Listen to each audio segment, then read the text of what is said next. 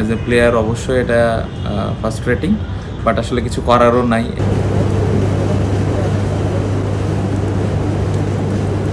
থেমে থেমে দিনভর বৃষ্টি, কানপুরের আকাশের এতটুকু যেন ক্লান্তি নেই। ঠিক উল্টো চিত্র ক্রিকেটারদের। দিনভর একেবারেই অবসর বা বেকার কাটিয়েছেন মুমিনুল শান্তরা। কানপুরের এই গ্রিন পার্কের সবুজ ঘাস ঢাকা ছিল নীল কাভারে। ক্রিকেটাররা মাঠে এসেছেন, মাঠ থেকে আবার হোটেলে ফিরে গেছেন। ঠিক এমন অবস্থায় এই টেস্ট ম্যাচ নিয়ে ক্রিকেটারদের মধ্যে আসলে কি ভাবনা?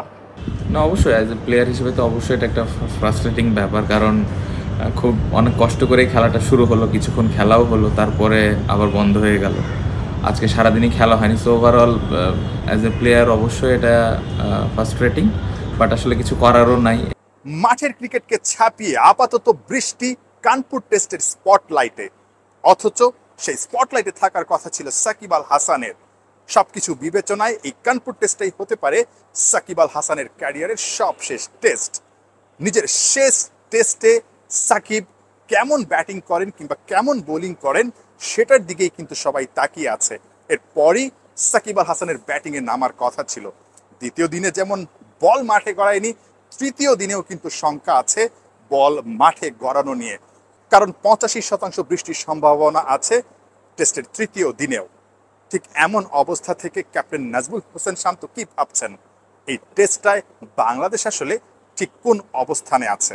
আমার মনে হয় একটা উইকেট আমাদের বেশি পড়েছে। আমরা ব্যাটিংয়ে যে অবস্থায় আছি, স্টার্টটাও ভালো হয়েছিল, বাট আমি বলবো না যে খুব খারাপ অবস্থানে আছে যে উইকেট আমরা খেলছি। সো এখন আমাদের অনেকগুলো ব্যাটসম্যান আছে, এখান থেকে যদি দুইটা বড় পার্টনারশিপ হয় ভালো অবস্থানে যাব। বাট এই মুহূর্তে যদি খেলার অবস্থান দেখি তাহলে আমার মনে হয় যে মাঝামাঝি একটা অবস্থানে আছে। তৃতীয় দিনটাও বৃষ্টিতে ভেসে যাওয়ার সম্ভাবনা থাকলেও চতুর্থ এবং পঞ্চম দিনে কিন্তু বৃষ্টির কোনো সম্ভাবনাই নেই।